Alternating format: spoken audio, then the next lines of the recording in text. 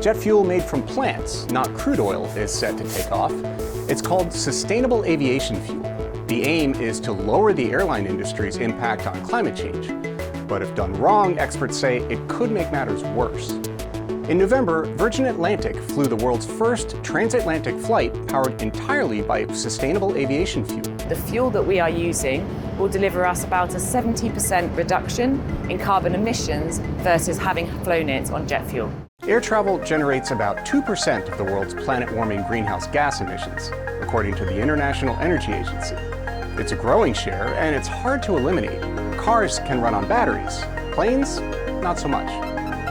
At least at the moment, batteries are too heavy for long-haul flights. Fuel for long-haul flights does not have to come from crude oil, though. Crude is basically carbon buried underground for millions of years. Burning it releases that carbon into the atmosphere as CO2. Plants, on the other hand, take up CO2 in order to grow. Sustainable aviation fuel comes from plant oil mainly, like soybean or palm oil, or sugar from corn, fermented into alcohol and then chemically converted into fuel. But biofuels have one big problem. The fundamental issue with biofuels is they take an enormous amount of land to produce. And if you're taking prime farmland that is currently growing crops for food and diverting that to fuel, that food needs to be replaced somewhere. If crops are used as fuel instead of food, farmers may turn forests or grasslands into farms to make up the difference. That's worse for climate change, not better. How big a problem is it? Researchers have been arguing about that for more than 15 years.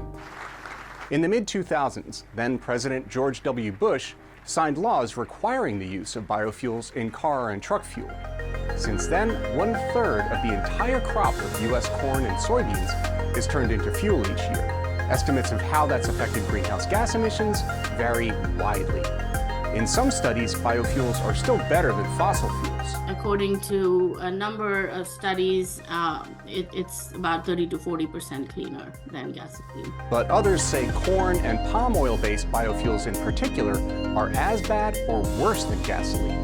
The U.S. Environmental Protection Agency put out a report in June. They conclude it's uncertain, but that there is definitely a risk that biofuels are actually making climate worse. And that's before sustainable aviation fuel really ramps up. The United States produced about 60 million liters of it in 2022. The goal is to produce 130 billion liters per year by 2050. That's nearly double the entire U.S. biofuel industry's production of car and truck fuel in 2022. And since that year's output consumed more than 1/3 of the U.S. corn and soybean harvest, there's real concern about scaling up production for aviation. We need to make sure that it doesn't eat into the food supply, that it's like the waste product, like the stalks, say, of corn, not the corn itself. But there's just not enough used cooking oil available to fuel the world's air travel. And tech to make fuel from waste products is not ready yet. Researchers are looking for other crops and other ways to get sustainable aviation fuel off the ground without crashing the food supply.